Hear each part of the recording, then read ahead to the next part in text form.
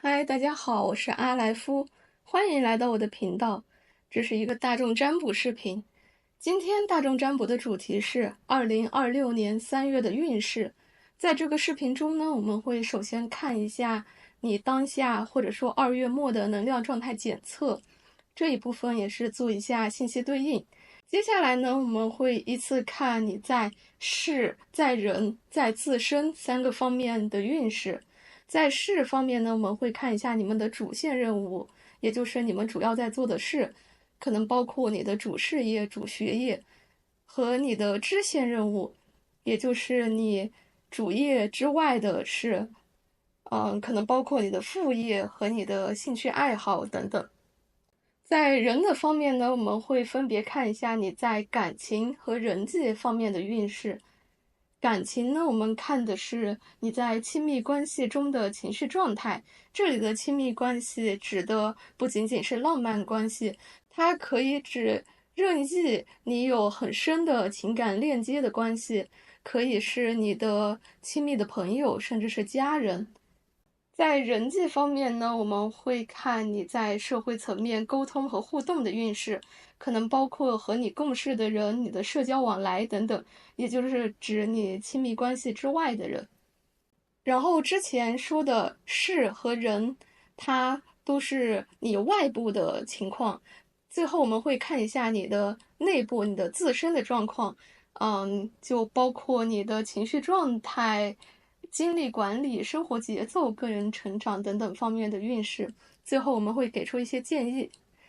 那下面呢，我已经给大家抽好了4组你当下能量状态的卡片，大家如果可以的话，最好根据直觉从牌背进行选组。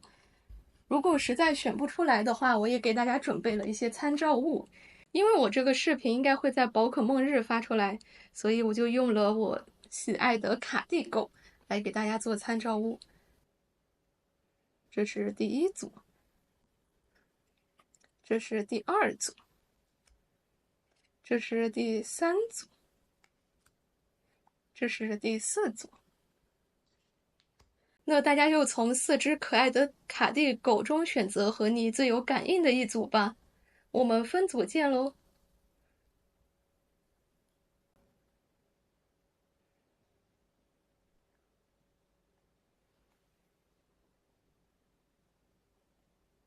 这组牌的朋友，你们选的是这只卡地狗。我们先来用可爱的小狗塔罗来看一看你们近期的能量状态。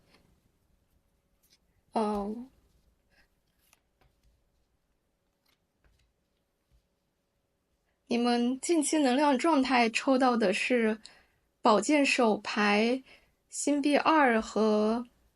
权杖8的逆位，权杖7的逆位。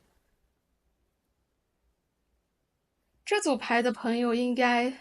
近期挺忙的，而且你们是专注于在做你们的事情，你们做的事情可能不止一件，可能有多件，或者说你在平衡你的工作和学习，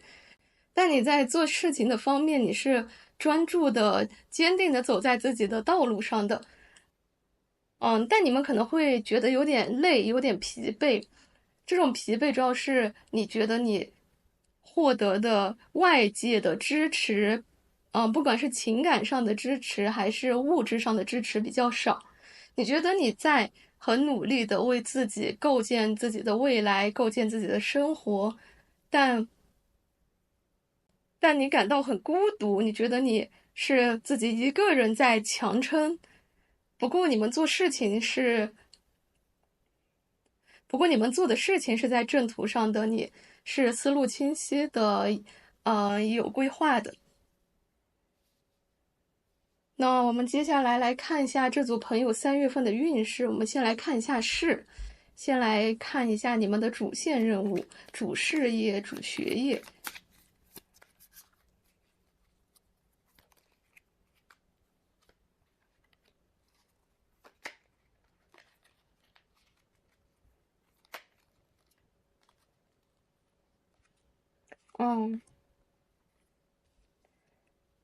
权杖骑士、战车、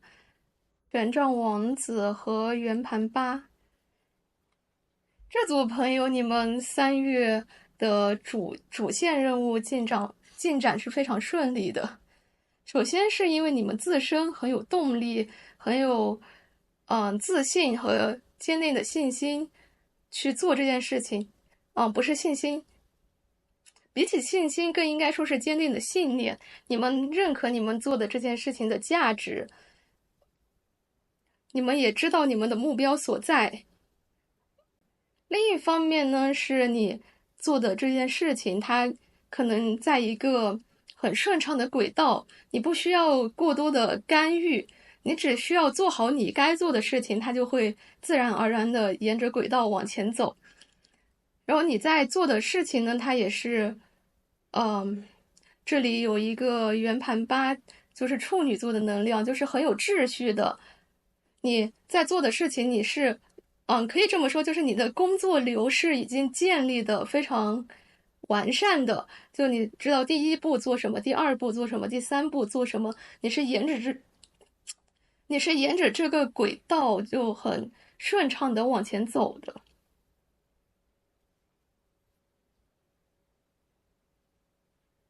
而且这组牌的朋友，我真的感觉你们做的这件事情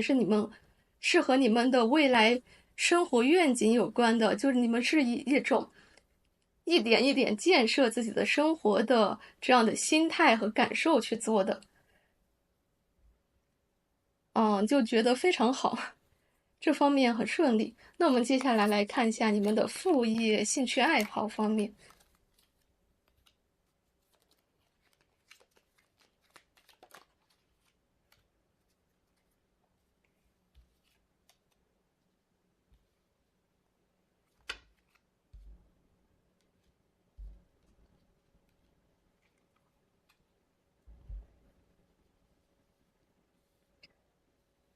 这组朋的，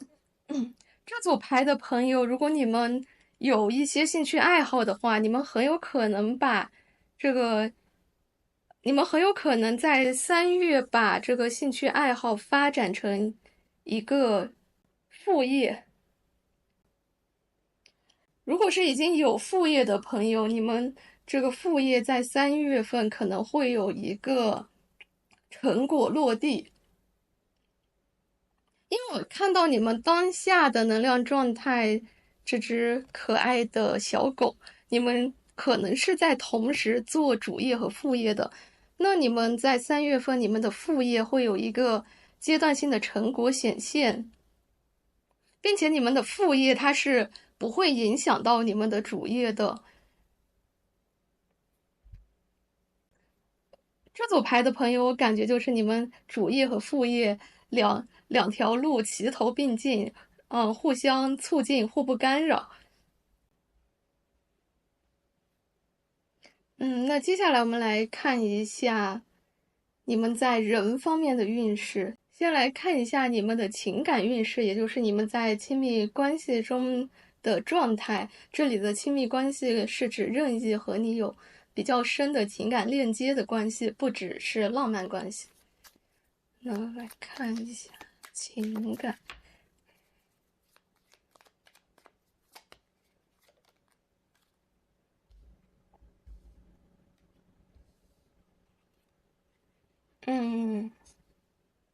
这组牌的朋友，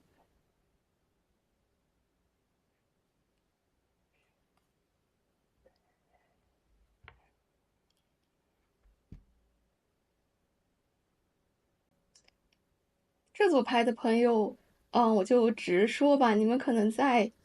情感状态上会有一些突然的变动。我觉得你们应该是有一个长期的、有很深情感链接的这样的一个人的状态。但我从这个牌面上看到，你可能对这个关系有一些不满足。我觉得这种不满足感，它不是指你对这个关系具体的关系中发生的事、双方的互动不满足，而是一种更深层次的，就是你可能觉得这个关系它太浮于表面了，就是在一起相处，你们觉得很开心、很快乐。但这种快乐就像一群朋友，大家一起去参加一个宴会，在宴会上大家都嗯吃饱喝足，非常开心。但是宴会散场之后，然后可能那些酒精带来的不适感，它就又显现了出来。然后你看着宾客散尽，满地狼藉，你内心涌现出来了一种空虚和悲哀的感受。哎，我不知道是不是我说的有点太直白了。嗯，这里我说一下，因为大众占卜它不一定对应到每个人的信息，然后你们就选择性的听取，如果和你的状况不符，就当我什么也没说。那我们接下来来看一下你们在人际方面的状态。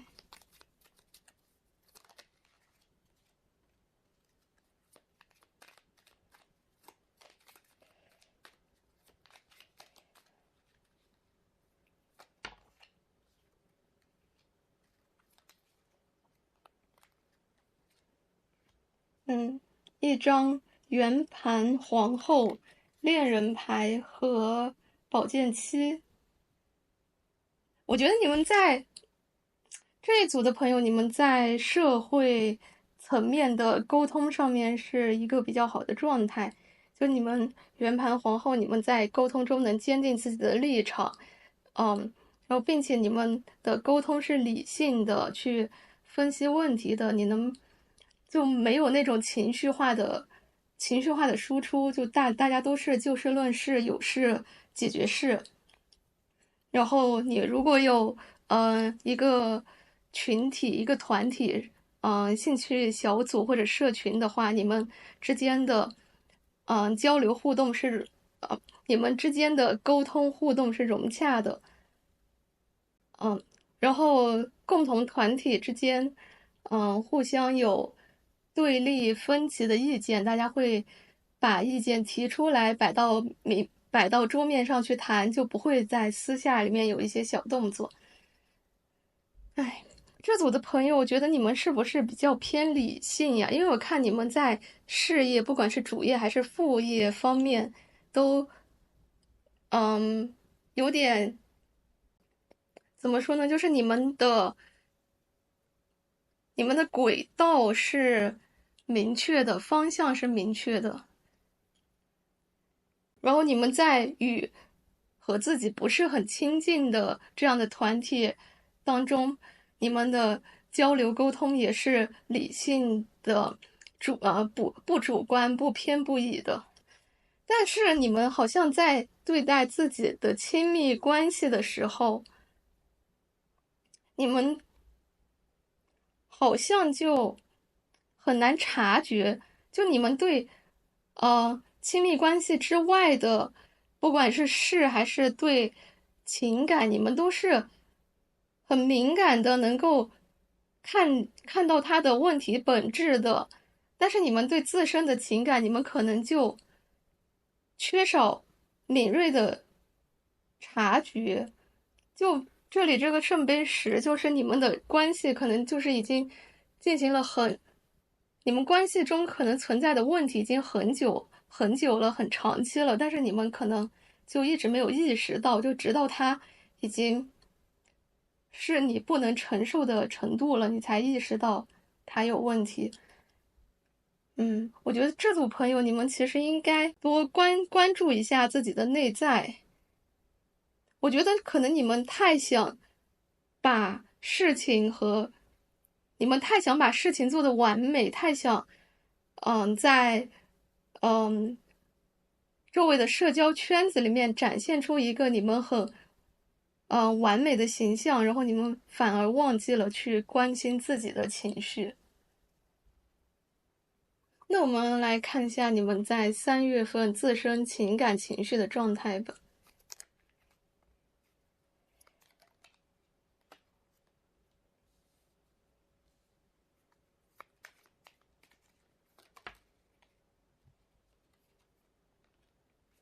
哦，挺好的。权杖九，宝剑王子和圣杯皇后。就你们开始变得敏感了，开始可以去感受自己的情绪了。但我真的觉得这组朋友可能比较偏理性，因为你们在感受自己情绪的同时，你们也不，怎么说呢？就是你们感受到了你们的情绪，但是你们会试图就是从一个更高的架构、更结构性的角度去分析为什么会有这样的情绪，然后这样的情绪它放在这个社会上，或者是放在我的人生、我的生活中，它处在什么一个位置？就你们就是很喜欢去分析结构。但比较好的是，这个圣杯皇后，你们是开始感知自己的情绪了。然后这组的朋友在3月也会进行很多自己内心深处的探究，然后能够更明白自己的内在需求所在，那挺好的。我们来看一下给这组朋友的建议吧。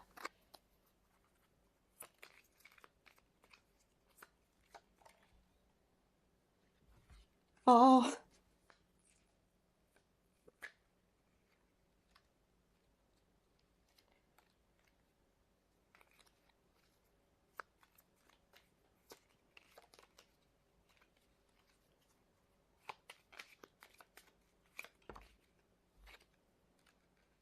嗯，圣杯九、圣杯七和宝剑手牌。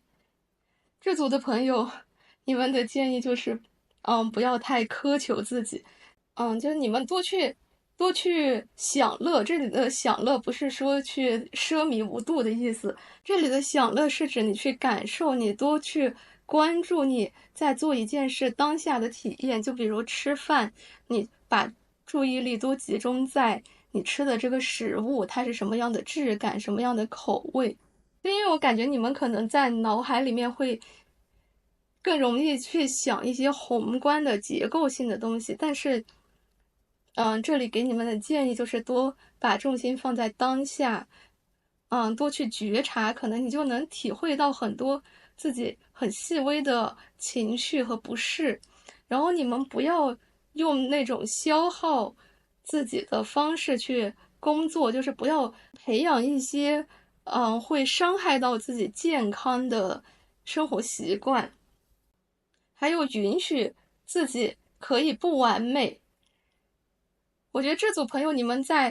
真的，你们不管在事业上还是在人际交往中，你们都是做的非常好的，就你们已经做的足够好了。就比如说，你们现在已经做到90分了，这已经超过90%的人了，你们不用再去追求要达到那个100分，你们已经很不错了。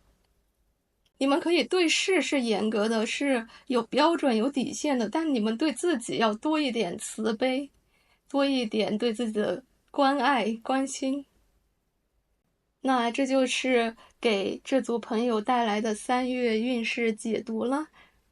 谢谢大家，再见。这组牌的朋友，你们选的是这只卡地狗，那我们就用可爱的小狗塔罗先看一下你们的当下能量状态检测吧。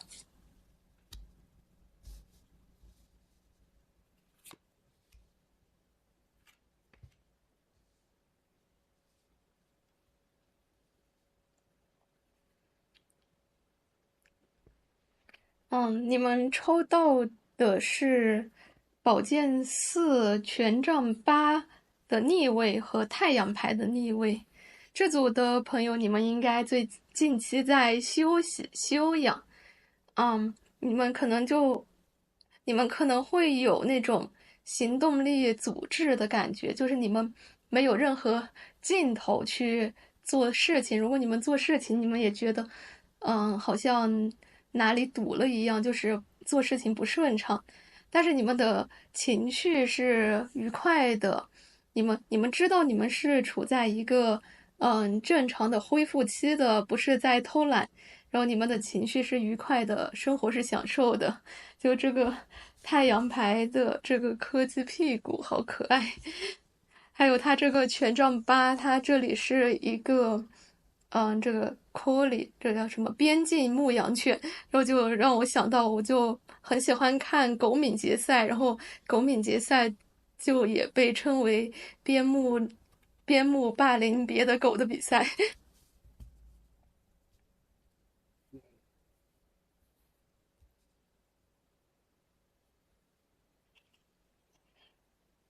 好的，那这组朋友，我们接下来来看一下你们3月份的运势吧。我们先来看一下你们在事方面，先看一下主线任务，也就是你们的主业、主学业，或者是主事业。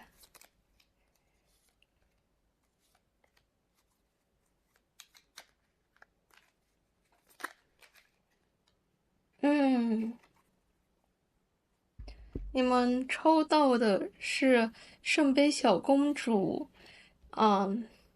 宝剑七和权杖女王。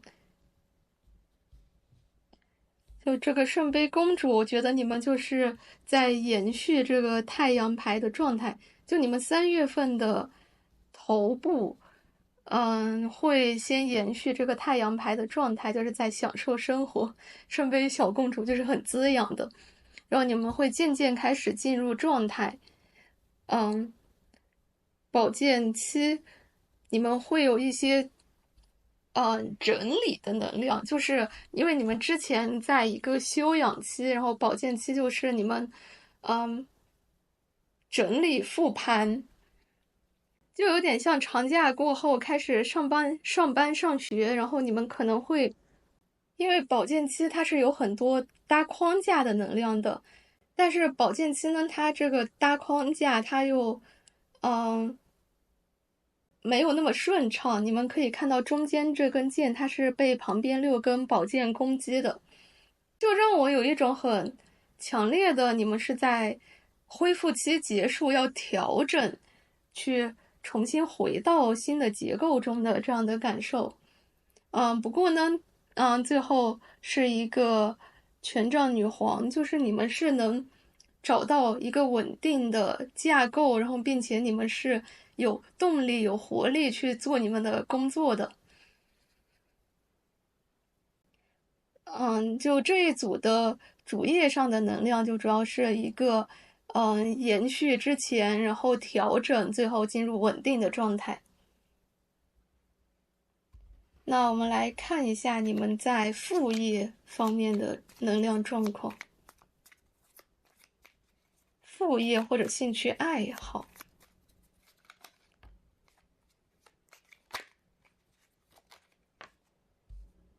嗯，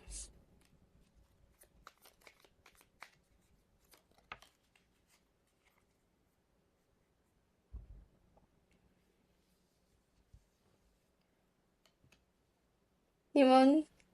一个命运之轮、圣杯4和权杖七，就是你们有可能发展新的兴趣爱好，然后你们这个兴趣爱好它是可以滋养你们的，然后给你们的生活带来调剂的，并且你们在做你们这个兴趣爱好这件事情上，你们是，很有动力、很有热情的。虽然说你们这个兴趣爱好，我觉得它可能会，花费比较多的金钱或者比较多的时间投入进去，又或者说你们这个兴趣爱好，如果是年纪比较小的朋友在观看，可能就是你们的家人会反对，或者你们周围的人不理解，但是你们是很热爱、有动力去投入到这个兴趣爱好里面的，挺不错的。因为这个兴趣爱好它可以给你们的生活带来一些滋养，然后它又不是会干扰到你们的生活，就有一点生活之外的小，调味剂的感觉，就挺好的。那我们接下来来看一下你们在情感方面的运势。这个情感就是指你们在亲密关系中的情感状态。这个亲密关系它不一定是指浪漫关系，可以是指任何和你有比较深情感链接的人。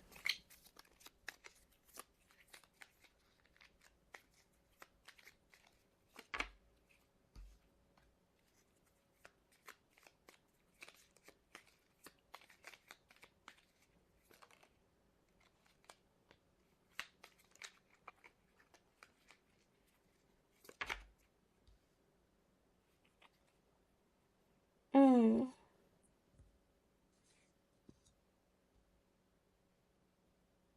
圆盘五、恶魔牌和权杖十。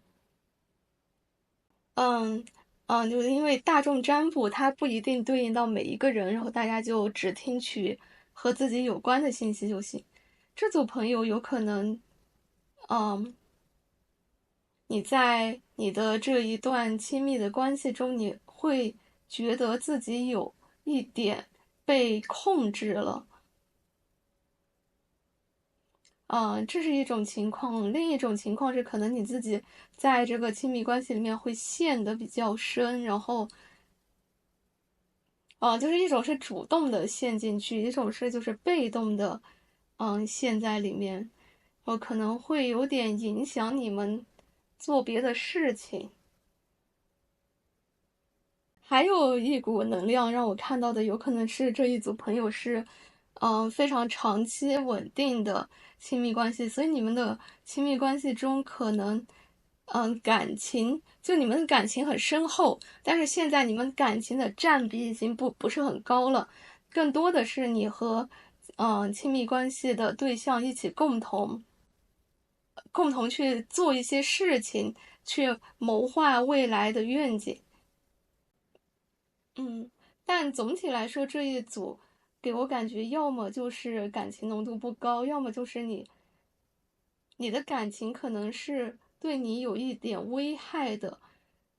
就这里的恶魔牌出现在感情问题中，大家都要非常警惕。嗯，就如果你的亲密关系伴侣尤其是异性恋的话，如果你的亲密关系伴侣对你有 PUA 或者精神控制，大家一定要注意甄别，不要把你所有的安全感都寄托在一段关系中，就是你也要给自己找一些别的支持网络，找到一些别的助力。那我们接下来来看一下你在人际层面的运势。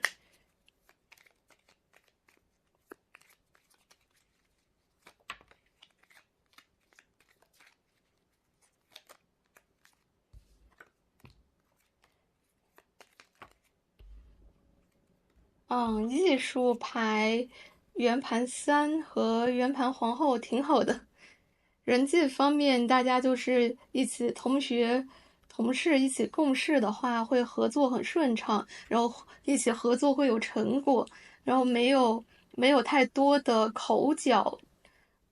如果你是进入到一个新的团体，你能融入那个团体很好。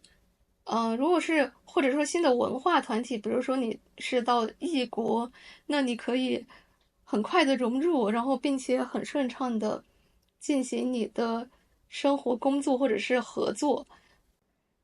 不错的能量。那我们接下来来看一下你们自身的3月份的状态，包括你们的情绪、个人成长，或者是你们生活健康的管理。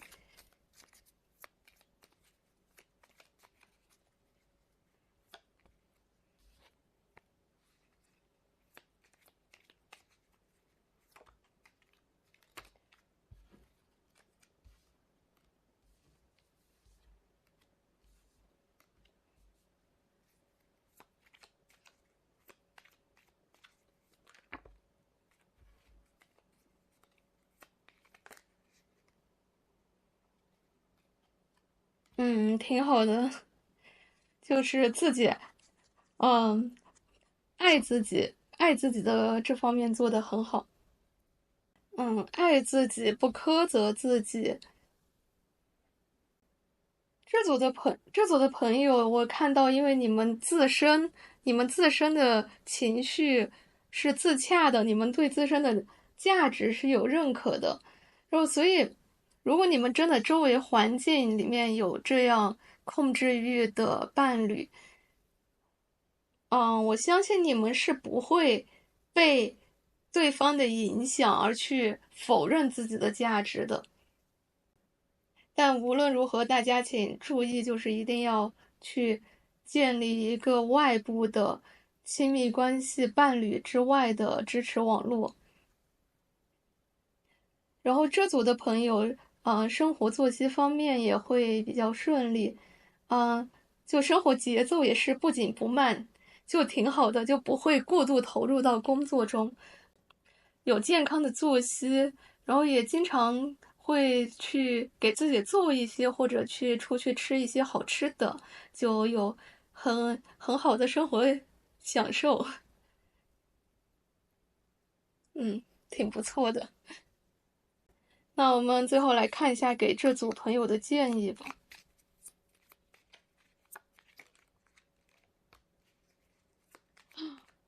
这个牌他能过什么？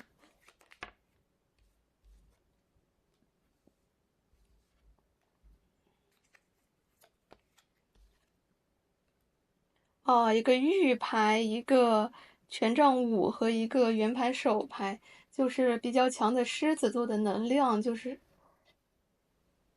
建议你们多去寻找你们自己内心的激情所在，因为我记得你们的副业方面，你们对你们的副业是感到有兴趣、有动力去做的，但它可能会有一些外部的阻碍，就有可能是你需要投入经济，有可能是，周围的人的不理解、不支持，然后但是这里的建议就是你们去，积极的追求你们内心的热情所在，不要太受外界的影响。然后如果他这一组的朋友，你们的情感状态真的有出现我说的那种，被控制的情况的话，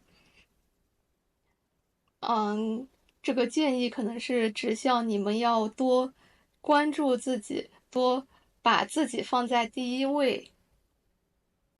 然后这里的这张圆盘手牌又让我有一种很强烈的建议你们去打根基的这样的感受。就像我刚才说的，在亲密关系，尤其是异性恋的亲密关系里面，你们一定要去寻找一些亲密关系之外的支持网络，这也是你们根基的一部分。然后是你们的这个主事业、主学业方面，就你们刚从一个休息期进入到工作状态，你们可能要先确立好你们整个的框架结构，就是做一些基本的，不管是在行动上还是在愿景上的计划，就把这个基础打扎实。那这就是给这组朋友的3月运势解读了，谢谢大家的观看。这组的朋友，你们选到的是这只卡地狗。那我们先用可爱的小狗塔罗来给你们看一下当下的能量状态，做一下信息对应吧。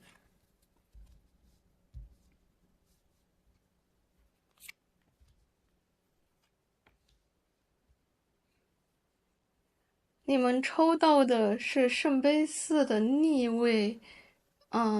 圣杯骑士的逆位和权杖4的逆位，这里3个逆位。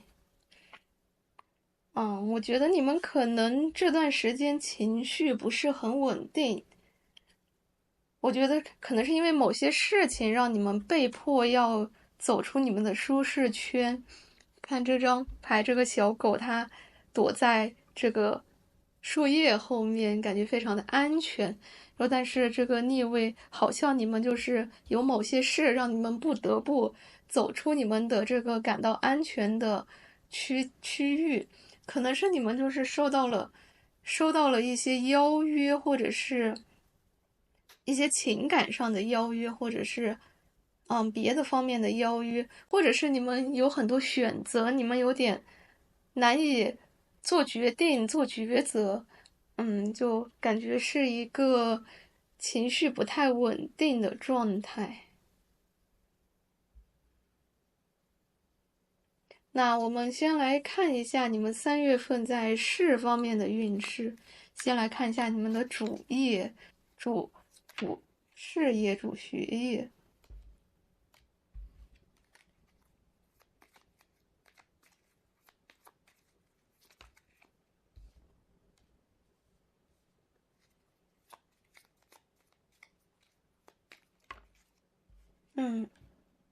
这组的朋友，我觉得在你们的主要做的这件事情上，你们的判断力是很强的，思维是很清晰的，然后是知道自己每一步的行动要做什么的，然后你们做行动是谨慎的。让我有一种你们在主要做的这件事，它在稳步推进的感觉，而且你们在做这件事的时候也没有疲惫的感受。让我觉得你们这件事应该是一个你们长期做了很久的事情了。但是你可能会碰到一些新的契机，就是你还是在做你固有的长期在做的这件事情，但是有一些新的机遇，可能你会发展出一些新的分支。就它虽然还是在这个主干的范围内，但是你会发展出一些新的分支，或者做一些新的计划，或者是开启新的项目。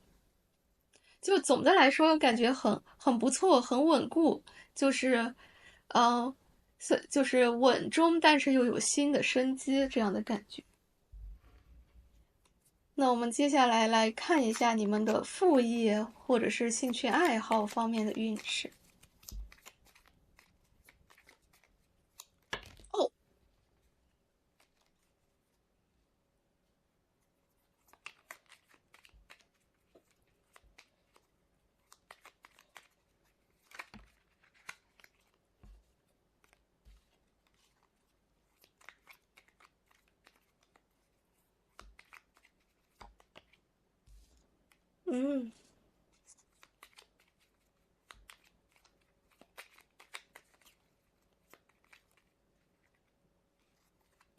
这组朋友，你们抽到的是艺术牌、圆盘女皇和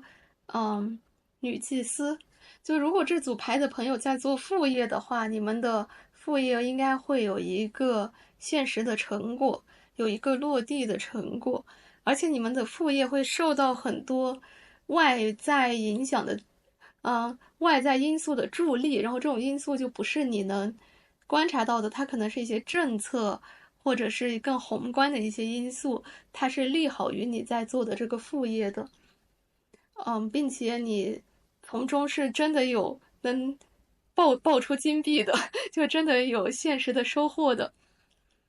而且你做这个副业，它是在滋养你的。如果没有做副业的话，也是你的这个兴趣爱好，它是能够滋养你的，而且就是。不知道你的兴趣爱好会不会和玄学相关？就是如果是的话，那你这段时间是可以灵感激增的，而且你这个兴趣爱好，它可能是能转化为一些实物的产品，就有点像做手工之类的。如果你的兴趣爱好本来就是做手工的话，那你的技艺是会变得更精湛的。如果，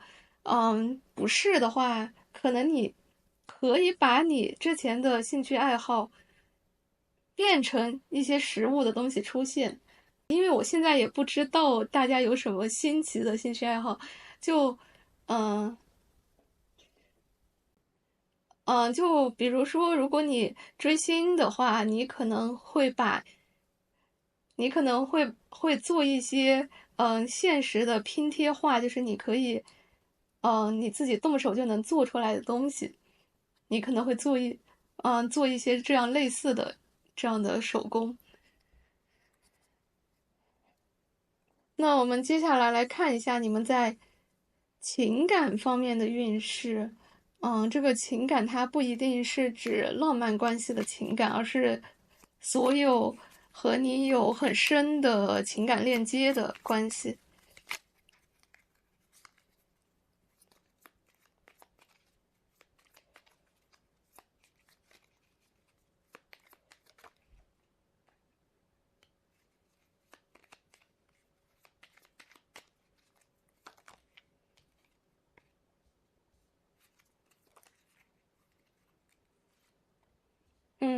这组的朋友如果是单身并且有浪漫倾向的话，可能会在下个月遇到可以发展为浪漫关系的对象。如果是刚建立了一个亲密关系的话，你们的感情会趋于稳定，可能会激情减退，然后但是会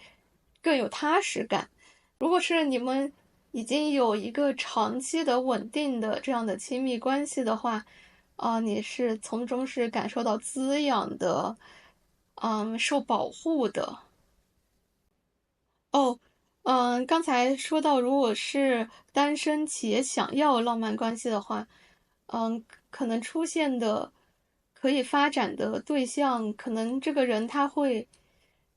的语言可能不一定全真，就他说的话可能就是，有一些夸大的成分，或者半真半假，就是大家要注意判断。那我们接下来来看一下人际方面这一组的运势状态。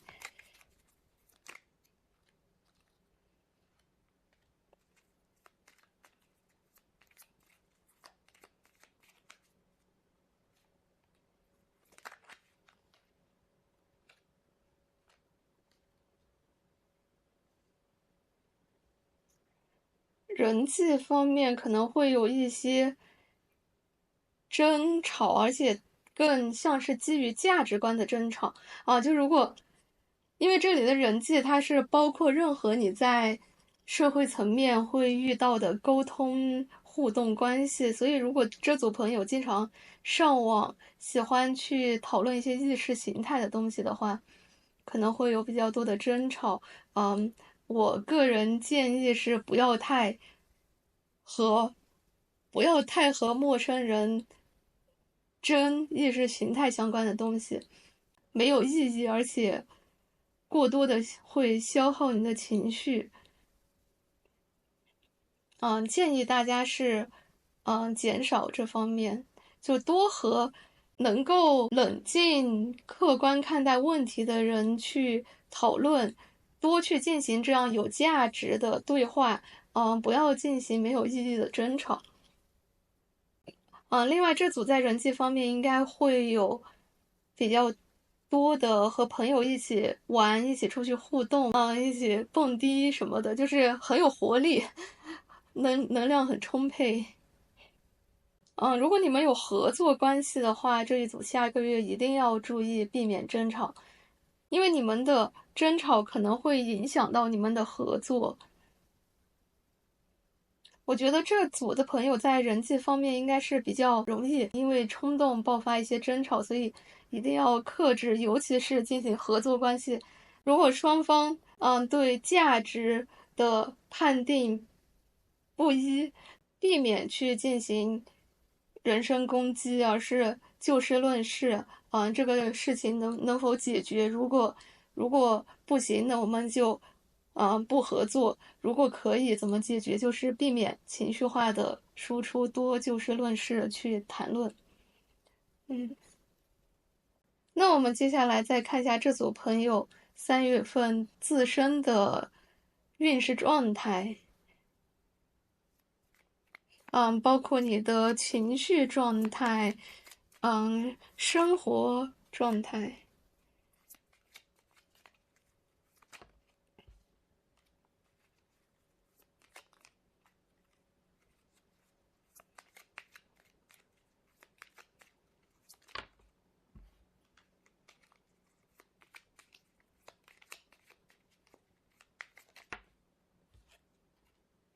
哎呀，这组朋友可能就是有一些不太健康的生活习惯吧。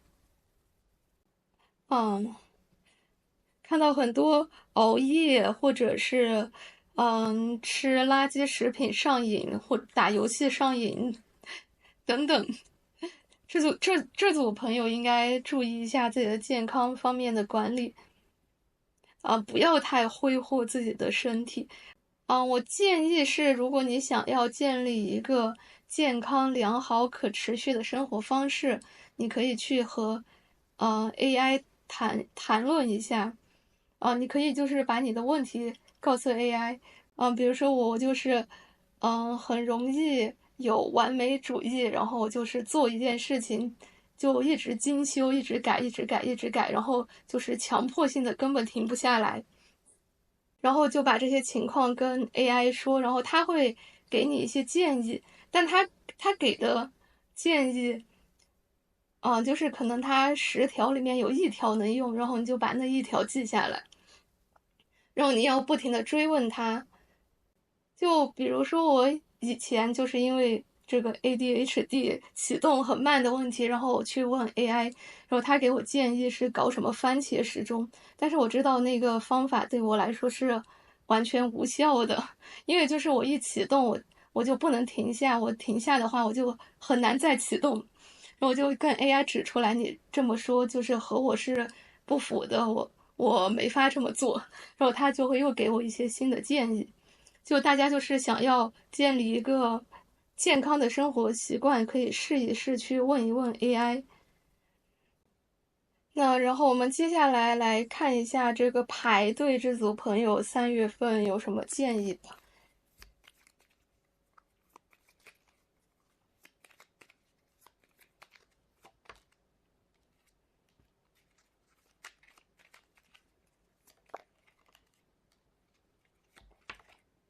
这组朋友请注意休息，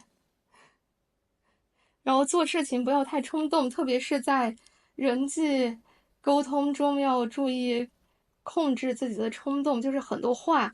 你说出去就收不回了，可能你们脑子比较快，就是你们想到什么他就已经说出口了，一定要注意让自己就想到以后先停1秒，在自己内心数一个1，先停1秒，然后再说出来。然后注意休息，就是建立良好的生活习惯。然后因为我看到你们在自身情绪状态这一部分，你们其实是没有太多对自己情绪上的关怀的，然后也是建议你们多爱自己，就比如说你可能熬夜或者是成瘾，可能是背后是因为你对某些事情有焦虑，然后你可能要多去关照一下自己的焦虑。然后你焦虑呢，可能是因为你对结果有焦虑，或者是你担心没有一个好的结果，你可能就不值得被爱。但是这些都是会很影响你的负面的情绪，你应该就是多去做一些自我关怀，去建立自身的价值，去坚定自己是很棒的、独特的、值得被爱的。那这就是给这组朋友3月运势的解读了，谢谢大家。这组的朋友，你们选的是这只卡地狗。那我们先用可爱的小狗塔罗来看一下你们近期的能量状态，做一下信息对应吧。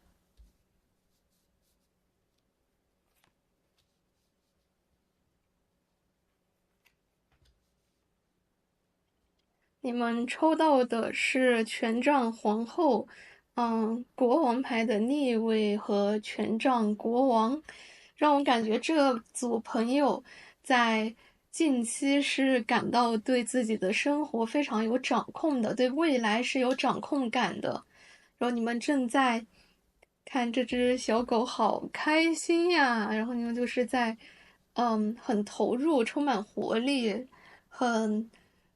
focus 的在做你们在做一件事情，然后这件事情是跟建立你们未来的愿景相关的。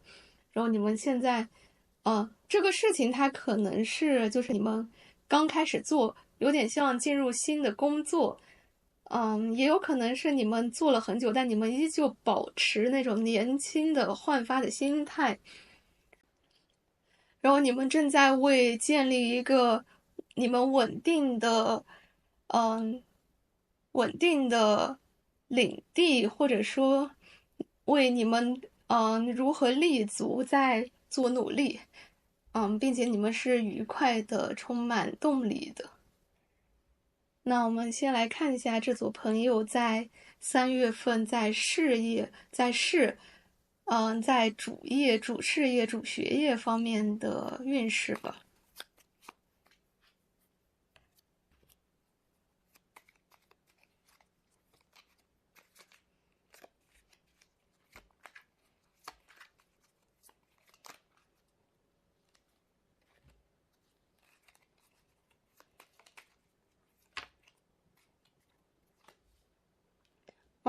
这组朋友在主业、主事业、主学业上面会有需要比较多的沟通，然后这个沟通是有效的，信息是可以传达的。但是你们的动力是会有一点点衰减，因为我看到你们当下的状态是很积极、很有活力去做这件事情，可能你们到了3月份，你们的活力会稍微衰减，然后可能你会想很多散乱的信息。比如说过度的规划未来，然后过度规划未来就会带来一些焦虑，然后就会影响到你们在做这件事情上面的行动力。这里有一张月亮牌，月亮牌它就很像那种黎明前的黑暗，然后黎明前的黑暗最黑暗。所以我觉得你们这件事情它可能是接近尾声了。就是你们做这件事情，可能你们将要有一个成果，但在这个成果还没出现之前，你们是最焦虑的。这也解释了为什么你们当下的状态是这样积极、享受、快乐的，但是到了3月份，你们就有更多的迷茫，就是因为你之前已经做了很多行动、很多努力，然后当你这样一个成果快要孵化出来了，你会有更多的担心，因为你之前付出的成本已经够高了，你就会害怕你之前的努力都是白费，所以会比较焦虑。那我给这一组的建议就是，少规划未来，因为我能看到这里这张宝剑9，你们的焦虑很大一部分是因为你们会想太多与你们当下正在做的事无关的事情了。就比如你们会在想这个事情它完成之后会收到什么样的反馈，这个事情它完成之后如果有好的结果，你的生活会怎么样？如果有坏的结果，你的生活会怎么样？但想这些事情是非常影响你目前当下投入做这件事情的，所以我建议这组朋友就是你们可以给自己规定一个每天我只能想未来的事，比如30分钟，然后超过30分钟你再开始进行未来规划的时候，你就提醒自己停。那我们接下来再看一下这组朋友在副业上的状态吧，副业或者是兴趣爱好。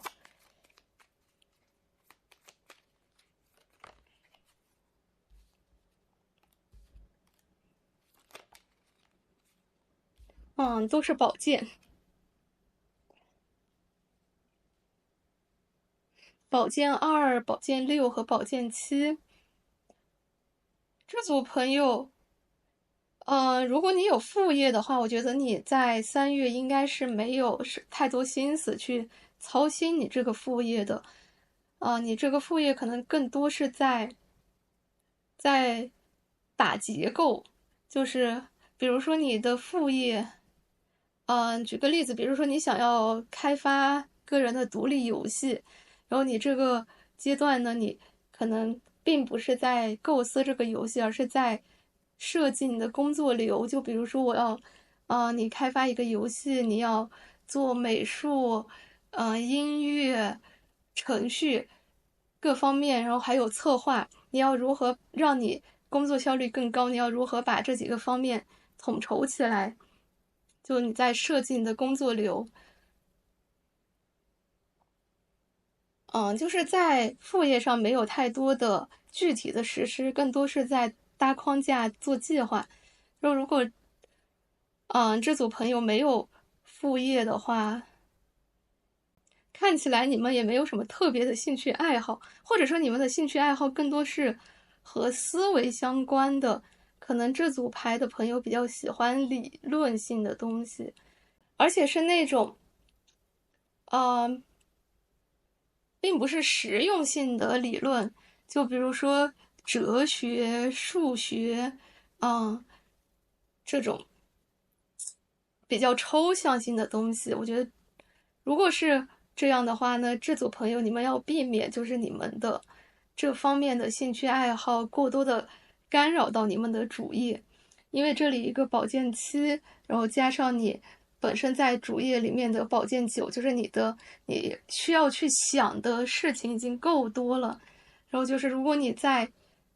去做过多的思维活动的话，就会加深你的焦虑。就我建议这组的朋友，就是在主业之余，可以试着多去做一些身体力行，就是你的身体参与其中的一些活动，比如说运动啊、散步、做饭等等，就是减少一些思维上的活动。那接下来我们来看一下这组朋友在情感上的运势吧。然后这里的情感就是指你在亲密关系中的情感状态，然后亲密关系它不一定是指浪漫关系，而是指任何你有很深的情感链接的关系。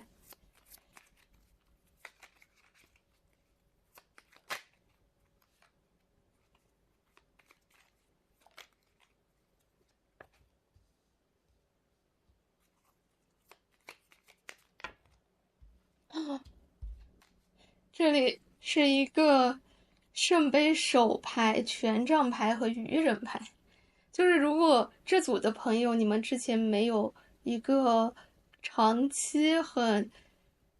情感浓度很高的这样的一个亲密对象的话，你很有可能在3月份碰到这样一个对象，就是一个圣杯手牌和一个愚人牌，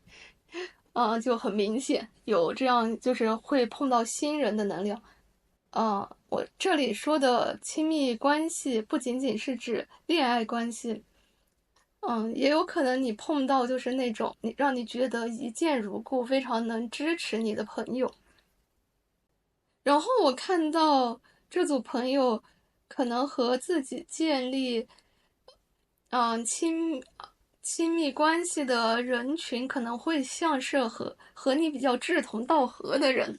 然后你们可能会一起去对抗一些嗯现实生活中的无力感，或者是现实生活中的困难，让你感到窒息的一些东西。就是你的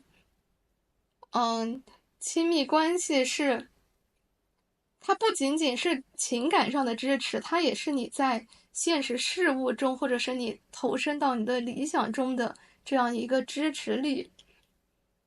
就当你觉得你很孤独，好像全世界都在和你作对的时候，你的这样的亲密关系，它是可以坚定的站在你身后的。那我们接下来来看一下这组朋友在人际方面的运势吧。人际就是指社会层面的沟通交流方面的运势。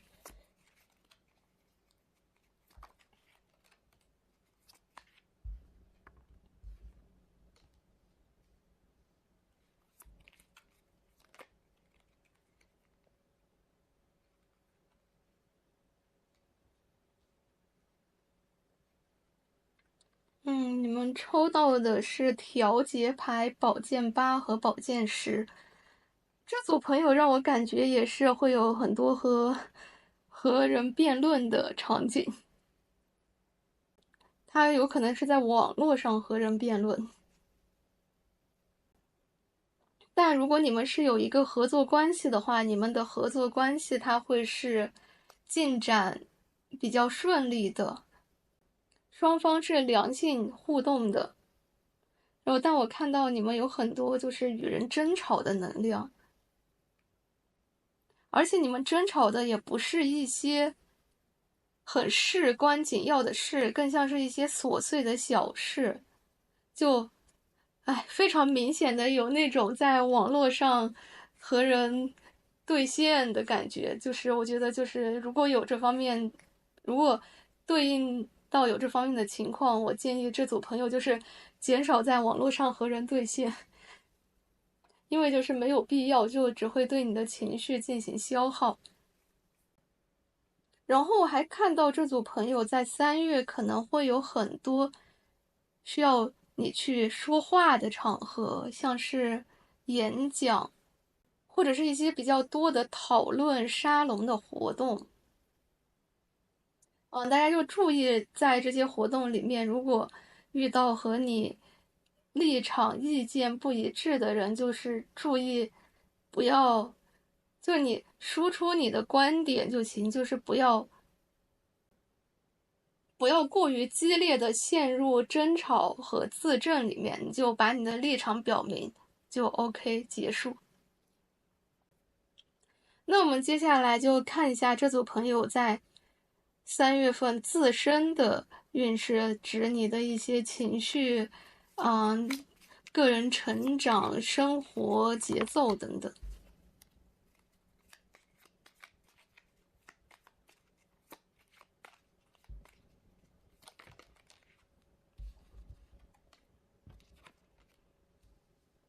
这组朋友可能会觉得压力有点大，我觉得可能是跟你的这个主业有关。然后不过你们的生活是健康的，是作息是规律的，然后你是对自己的生活有掌控感的，对未来的方向是清晰的，就是只是感到压力有些大。而且这组的朋友，我觉得你们应该是那种爱自己的课题做得很好的，就是你们对自我是完全接纳的，而且你们身边也有可以接纳你的人，就是非常和谐的一个状态。就是只是这个权杖十，你们要注意一下压力。但是权杖十的压力可能也是因为你正在做的这件事情，它接近尾声或者接近能得到一个成果，所以可能在那个成果落地之前，你都很难避免，很难排除这部分的压力。所以这部分的朋友可能需要和压力共存。就是压力本身它是没有危害的，有危害的是你在压力的作用下做出的一些反应，比如说你可能用以伤害自己的方式去排解压力，或者是你通过过度工作，这也是一种伤害自己的方式。如果是你做这些的话，它才是有危害的。就你们可以和压力共处，但是要避免不要有对压力的过度反应的行为。那我们接下来来看一下给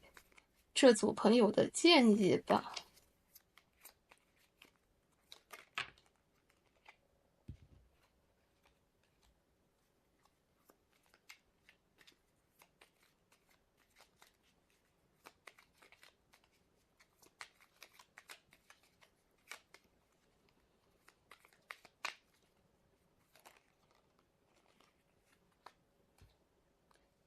这组朋友的建议：艺术牌、隐士牌和一个圣杯手牌。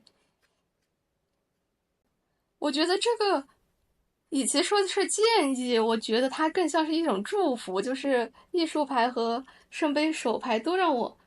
看到你们正在做的这件事情，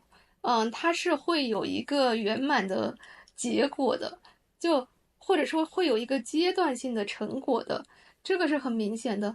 那我觉得这个牌想传达给你的信息就是，下个月你就专注做你的事情，它是会有好的结果的，不要焦虑。然后更多的去做，而减少一些过度的思维活动。然后你们的方向是正确的，要避免一些外在的杂乱的信息的干扰，就是比如说在互联网上，不要太在意陌生人的一些看法。你们自身的系统是自洽的，你们，行走的方向是正确的，就多专注于做事情上就好了。那这就是给这组朋友的3月运势解读了，谢谢大家的观看。大家好啊，感谢点进这个视频。这个视频里呢，我会简单介绍一下我是谁，以及这个账号要做些什么。按理说我是应该自己出镜的，但是因为最近皮肤状况有点差，自己出镜呢可能会比较影响观感，所以呢，我决定邀请我的宝可梦For Coco 来替我出镜。Say hi for Coco， hi， 真棒。好的，我是阿莱夫，是一个神秘学爱好者以及神秘学的小学生。其实呢，我接触神秘学的时间并不是很长，我认真系统的开始了解神秘学也就5年左右。我接触神秘学比较晚呢，是因为我之前有一点科学主义，对这些东西会有一些怀疑，甚至是不屑。后来是在我接触到了一些后现代女性主义的思想之后，我开始去反思启蒙理性。我也渐渐的觉得之前自己理性至上的想法，它其实是一种傲慢。个体的经验和感受也是值得被认真对待的，即使可能没有一个严格证明的可重复的科学实验去验证它们。我真正开始接触塔罗是在我人生比较低谷的一段时间，那个时候我好像感觉和这个世界断开了连接。当时我每天从酒吧下班，走在漆黑的没有行人的街道上，我会有一种好像断线被系统托管的感觉，就是我还活在这个世界上，但是我好像是一个局外人，是一个 NPC。然后刚好呢，当时周围很多朋友在玩塔罗，我就想，诶，说不定这个东西可以帮我断线重连呢。然后我就买了人生中的第一副塔罗牌，是经典的韦特塔罗。因为当时我不懂嘛，我就在淘宝上随便搜的，所以买的也不是什么正版。但是当时我还没有意识到，一扇通往神秘学世界的大门正在向我敞开。不好意思，就忍不住搞了个抽象。好的，说回正题。当时我拿到那个塔罗牌，首先呈现在我面前的就是非常丰富的象征系统和各种各样的神话意象。因为我之前就对神话学、民俗学这些很感兴趣，所以我就很自然的被那个塔罗牌吸引了，然后进而呢，也吸引我之后去继续的了解神秘学的知识。这也是我后来从韦特塔罗转向透特塔罗的原因。透特塔罗就真的可以说是一个神秘学知识的大词典。再然后呢，我发现这套神秘学的象征系统，它不仅有趣，而且它在实用主义的层面也对我很有帮助。我是一个对自己的情绪比较迟钝的人，而且我在人际交往中也比较笨拙。但是我发现，我用塔罗、占星这样的工具，它不仅可以帮我自己去梳理我的情绪感受，去了解我的内心，去了解我的行为模式，它还可以帮助我去理解他人的行为模式。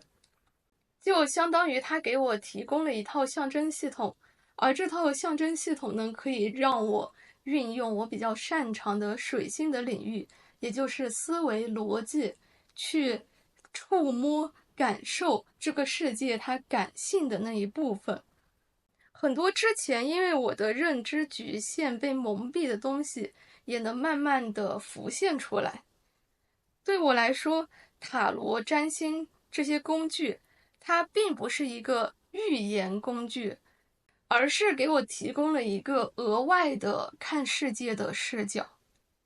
然后呢，作为一个爱分享的狮子座，我就开始给周围的朋友占卜看盘。